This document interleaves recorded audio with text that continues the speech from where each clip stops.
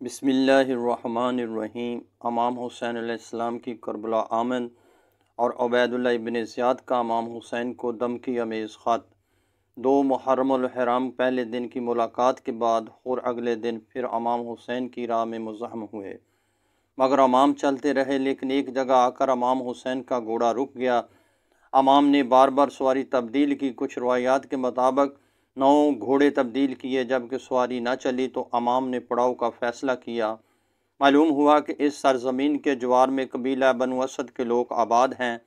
امام نے ان کو ملاقات کے لیے بلایا اور پوچھا کہ اس جگہ کا کیا نام ہے، تو دشت نینوا، شطر الفرات سمیت اس کے بہت سے نام بتائے گئے، جن میں سے ایک نام کربلا تھا۔ یہ سنتے ہی امام گھوڑے سے اترے۔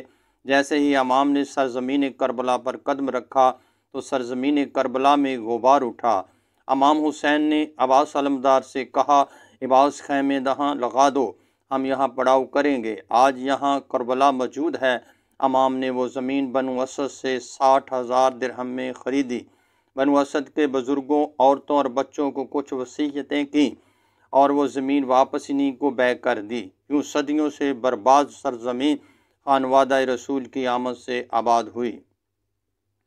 کربلا پہنچنے کے بعد امام حسین نے 2 خط تحریر کیے، ایک موصول کیا۔ پہلا خط آپ نے اہلان کوفہ کو لکھا، جس میں ان کو بتایا کہ امام ان کی دعوت پر کربلا پہنچ گئے ہیں۔ اس سے خط کے قاصد جناب قیس بن مصر رضی اللہ تعالیٰ عنہ کو راستے میں گرفتار کر لیا گیا اور بعد ازاں ان کو شہید کر دیا گیا۔ دوسرا خط آپ نے اپنے بھائی محمد بن حنفیہ علیہ السلام کو لکھا اور انہیں بتا دیا کہ وہ اب جلد ہی شہادت سے ہمکنار ہونے والے ہیں۔ جناب ہور، جو ابھی تک لشکر کوفہ کی کمانڈ کر رہے تھے، انہوں نے یکم محرم کو ہی ابن زیاد کو امام حسین علیہ السلام کی پیش رفت کی خبر دی تاکہ اس سے اگلا حکم لیا جا سکے۔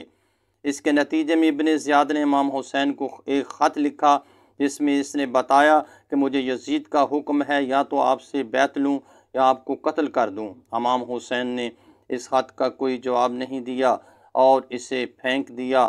یوں 2 محرم کا دن بھی اختتام پذیر ہو گیا۔